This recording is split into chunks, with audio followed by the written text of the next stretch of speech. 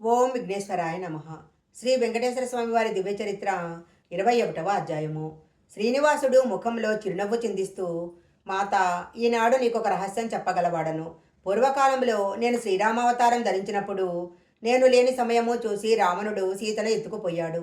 మార్గమధ్యంలో అగ్నిదేవుడు రావణునికి అడ్డుపడ్డాడట. అడ్డుపడి నేను అసలు సీతను అగ్నిచెంత దాచి ఆశ్రమమున మాయాసీతను ఉంచానని, అతడు తీసుకుపోతున్నది మాయాసీతేనని నమ్మించాడు. మాయాసీత నాకెందుకని రావణుడు అగ్నిదేవుడికి ఇచ్చేశాడు. అప్పుడు అసలు సీత ఇదిగో అని చెప్పి తన వెద్దనున్న వేదవతిని రావణునికి ఇచ్చాడు అగ్నిదేవుడు. ఈ విషయాలేవి నాకప్పుడు తెలియదు.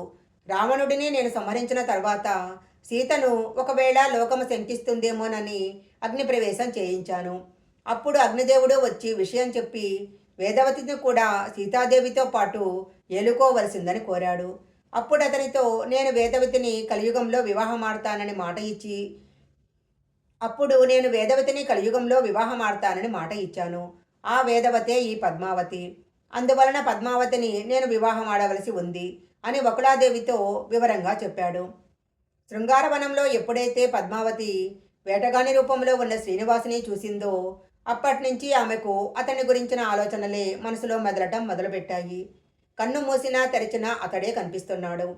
అతడు తన హృదయంపై చెరగని ముద్ర వేశాడు. అతడిని వివాహం చేసుకుంటే బాగుండునని పద్మావతి భావించింది. అయితే తల్లికి కానీ తండ్రికి కానీ విషయం చెప్పలేదు. చెలికత్తెలకు చెప్పటానికి కూడా సిగ్గేసింది. బోయవాడు బికారివాడు నీకు భర్తగా రావడమేమిటి అని తల్లిదండ్రులు తనని చీవాట్లు పెట్టవచ్చు. అందువలన ఆమె సరిగ్గా తినటము, సరిగ్గా నిద్రపోవటం మానేసి చాలా కాలమైంది. వనవిహారం మానేసింది. చివరకు చెలికత్తెలతో సరిగా మాట్లాడడం కూడా మానేసింది. ప్రేమజ్వరము ఆమెను కృంగదీయటం మొదలుపెట్టింది. పద్మావతి మనోవ్యాధితో మంచమెక్కింది.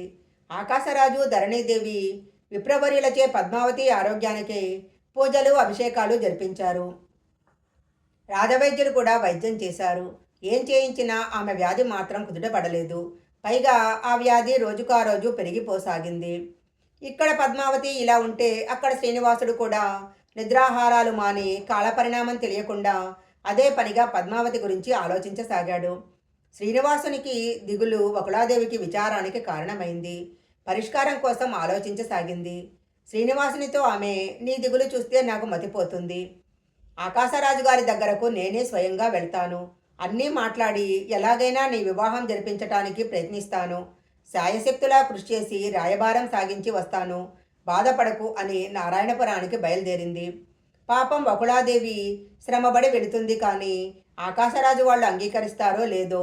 ఈలోపు నేనేదైనా బలంగా చేయాలని శ్రీనివాసుడు అనుకున్నాడు. శ్రీ వెంకటేశ్వర స్వామి వారి దివ్య చరిత్ర 21వ అధ్యాయం సంపూర్ణం.